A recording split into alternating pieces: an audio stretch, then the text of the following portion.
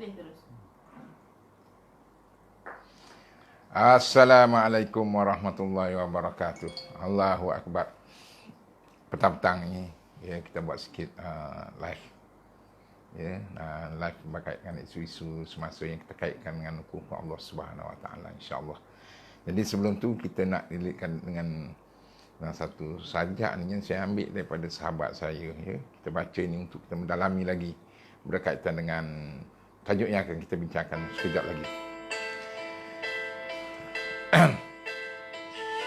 Kita sibuk mencari kesenangan. Kita sibuk mencari kemewahan. Kita sibuk mencari kemasyhuran. Kita sibuk mencari kesempurnaan. Kita sibuk mencari kebahagiaan. Kita lupa akan asal-usul kita. Kita lupa siapa kita dahulu. Kita dibuai mimpi yang indah. Kita membayangkan khayalan. Di zaman ini, kita mengejar like. Di zaman ini kita mengejar komen. Di zaman ini kita mengejar share. Di zaman ini kita mengejar viral. Di zaman ini kita mengejar title.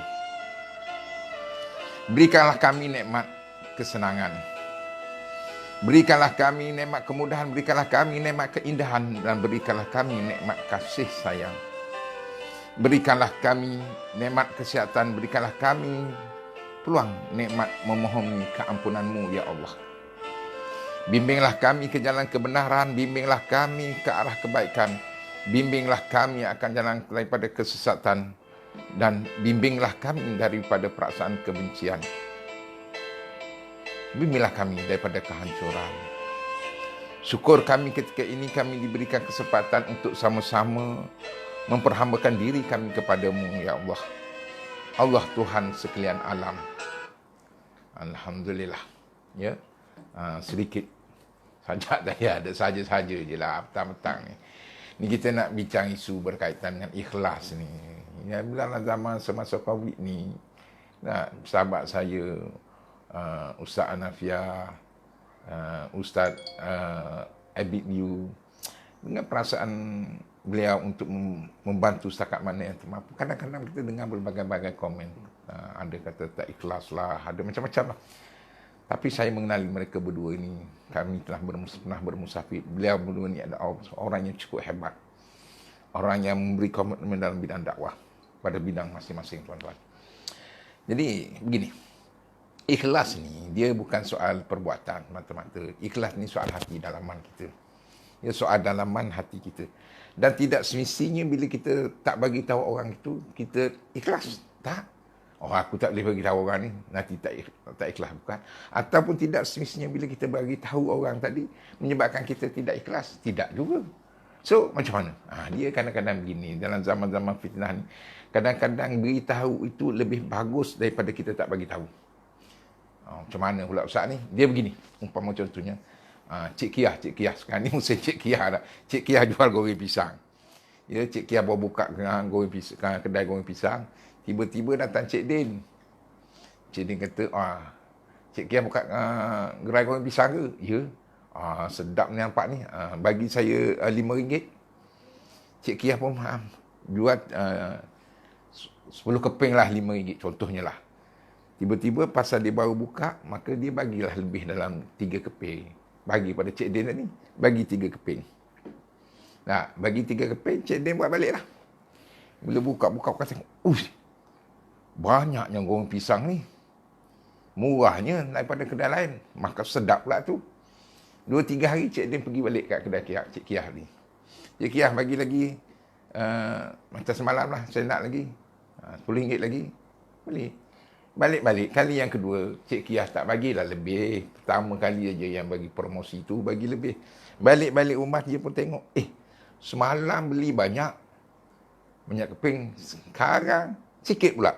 Inilah orang Melayu meniaga cepat nak kaya, nak pergi Mekah 10 kali setahun kot. Pasal apa berlaku macam tu? Sebab Cik Kiah tak beritahu kepada Cik Din. Cuba Cik Kiah bagi tahu. Cik Din, goreng pisang ni 10 keping, RM5. Ni saya bagilah 3 keping. Pasal saya kenal Cik Din, yang 3 keping kan yang lebih saja.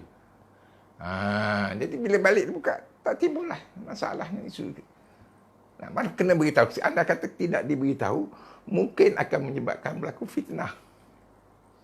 Fitnah tadi, inilah nak elakkan fitnah ni lah. Maka itulah pada saya, pada pandangan peribadi saya, yang saya mengenali Ustaz Ebit ini, dia orang yang betul ikhlas. Saya pernah bermusafir ke Nizamuddin dengan dia, pergi ke Taj Mahal bersama dengan beliau. Alhamdulillah, orang yang berjiwa kental menjalankan tugas dakwahnya. Jadi soalnya sekarang kita nak perkatakan soal ikhlas tu tadi. Jadi ikhlas ni Allah cukup suka lah. Cukup suka orang yang ikhlas dalam melakukan segala perbuatan dia itu tadi. Dan ikhlas ini saya sebut tadi soal hati, bukan soal perbuatan. Kadang-kadang kita buat perkara tu tadi, beritahu orang, bukan niat kita ikhlas tak ikhlas. Kita nak beri motivasi kepada orang lain supaya ikut apa yang kita buat. Dan kadang-kadang kalau kita tak beritahu, kadang-kadang dalam hati kita ni tidak ikhlas. Hati. Dan dalam soal ikhlas ini tuan-tuan, ya, saya petik daripada kitab ni. Kitab Menyelami Samudra Tasawuf. Ya, Menyelami Samudra Tasawuf. Kitab ni. Ya, dalam kitab ni kata, ya, ikhlas itu dia ada 3 darjat. Ikhlas itu ada 3 darjat, 3 tingkatan. Tingkatan yang paling bawah sekali. Ya, tingkatan yang paling bawah sekali. Apa dia?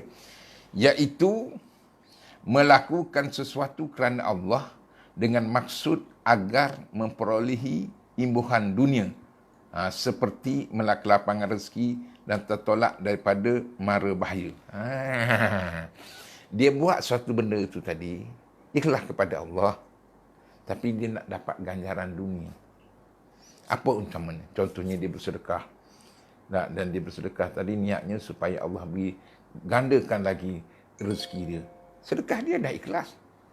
Dan memang pun dalam hadis Nabi pun sebut, orang yang bersedekah itu tadi, Allah akan lipat kali ganda. Nampak tak? Yang kedua ni contoh, dia sembahyang sunat duha. Ikhlas dia kepada Allah. Memang sembahyang sunat duha sambil berdoa, Allahumma in kana rizqa, ya Allah sekiranya rezeki aku di langit, kamu turunkan. Rezeki aku di bumi, kamu keluarkan. Sekiranya rezeki aku jauh, kamu dekatkan. Dan sekiranya rezeki aku susah, kamu pun mudahkan. Dan sekiranya rezeki aku itu kotor, maka kamu bersihkan. Ikhlas dia doa kepada Allah. Cuma dia nak mengharap ganjaran di dunia. Supaya Allah berilah kelebihan rezeki dia tadi. Hasil daripada dia baca. Dia baca pula lah, dia solat duha tadi. Itu ikhlas. Satu. Yang kedua, ikhlas dia kepada Allah, tapi dia nak dapat ganjaran akhirat. Ikhlas dia kan nak dapat ganjaran akhirat. Macam mana pula ni? Ginilah umpama contoh. Ni jemaah-jemaah tabligh, orang macam-macam duk kata tak usah peduli dia lah. Sahabat-sahabat saya daripada jemaah tabligh, teruskan perjuangan anda. Ni baiklah. Kenapa pergi sembahyang di surau sembahyang berjemaah? Nak dapat pahala 27 kali ganda. Kenapa kamu keluar ni? Kurus ni umpama contoh. Kerana nak dapat surga Allah. Nak dapat surga Allah. Kenapa taat kedua ibu bapa ni? Supaya nak dapat surga Allah. Tu dia. Jadi dalam keadaan begini, ikhlas dah dia. Cuma dia nak mendapat ganjaran di hari akhirat. Ganjaran sama ada ganjaran surga ataupun menjauhkan diri dia daripada neraka. 2. Yang ketiga. Yang ketiga ni. Yang ketiga, ikhlas dia kepada Allah Subhanahu Wa Taala, dan dia tidak inginkan apa-apa ganjaran. Yang dia mahu hanyalah keredaan Allah. Apa itu keredaan? Ilahi enta maksudi wa ridha akal matlubi. Ya Allah, engkau lah yang aku maksudkan dan keredaan engkau saja yang aku cari. Kenapa pergi sembahyang berjemaah? Allah perintah, Allah suruh. Kenapa menutupi aurat? Allah perintah, Allah suruh. Bukan kerana cuaca sejuk ke dan apa ke, tak ada. Semata-mata nak mencari keredaan Allah. Tapi ingat, orang yang duduk pada makam darjat mencari keredaan Allah ini, dia ada bukti dia. Tanda-tanda dia itu sendiri ada. Apa itu tanda-tanda dia? Bila dia buat satu benda, dia tidak pedulikan kepada orang lain. Asalkan benda yang dibuat itu tidak menyalahi dari segi hukum syarak, tidak menyalahi hubungan senang cerita, tidak menyalahi hubungan hablum minallah wa hablum minan nas. Dia buat. Dia tak peduli apa nak kata. Sebab dalam hidup kita ni, tuan-tuan, kita nak suruh orang suka kita semua. Orang tak suka. Tak ada. Nabi SAW, manusia yang begitu sempurna. Manusia yang begitu, apa orang putih, prophet, apa. Benda gitulah lebih kurang. Manusia sempurna. Pun orang tak suka. Tu Nabi. Apatah lagi kita ni bukan Nabi. Kita ni labu-labi. Teruskanlah perjuangan. Mana-mana yang buat kerja, yang beri sumbangan, yang beri bantuan dalam musim COVID ni, teruskan, usah peduli. Tuk-tuk penghulu, di kampung hamba Kelantan ni geting, orang duk kata gapo-gapo tak usah pedulilah. Yang penting kita jalankan tugas kita dengan ikhlas dan tanggungjawab kita. Kita nak memuaskan hati semua manusia, kita tidak boleh memuaskan hati semua manusia. Tak boleh.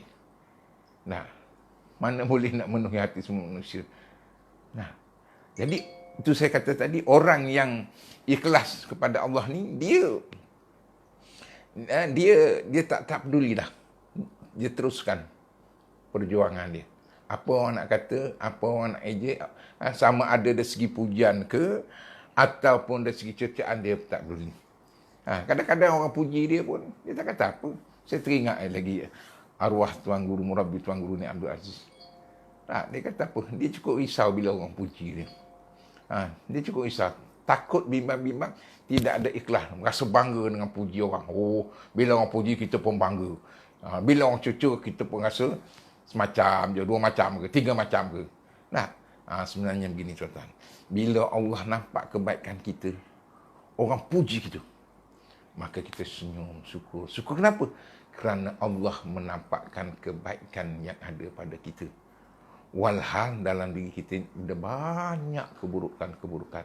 Tetapi kerana Allah menampakkan kebaikan itu tadi, maka Allah memuji kita.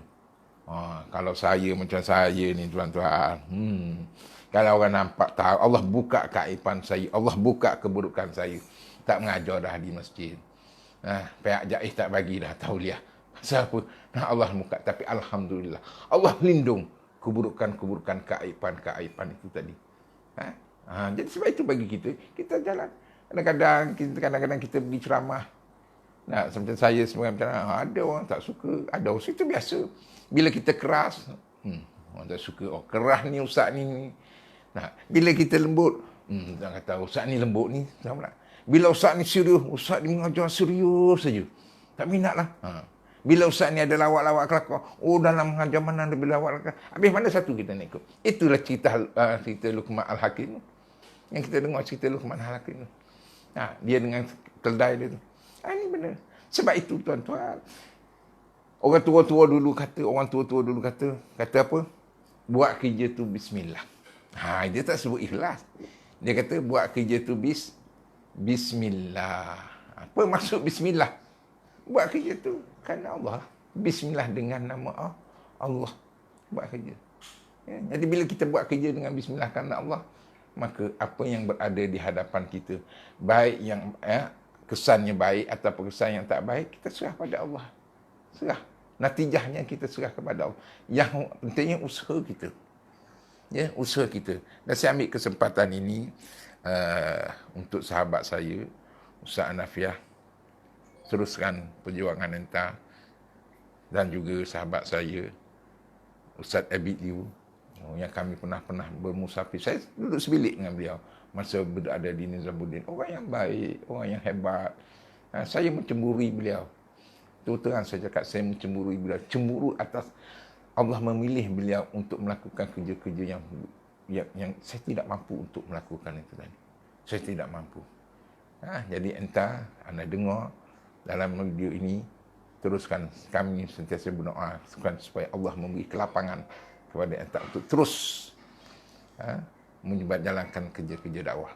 Sebab kita sama-sama apa dia? Dakwah matlamat hidup kita. InsyaAllah. Jangan risau. Maka dalam konteks kita letak beginilah tuan-tuan. Saya teringat satu hadis Nabi sallallahu adik-adik Nabi Rasul sallallahu alaihi wasallam daripada Hasan al-Basri. Kata dia apa? Sesungguhnya ikhlas itu ialah satu rahsia daripada rahsia-rahsiaku. Ni.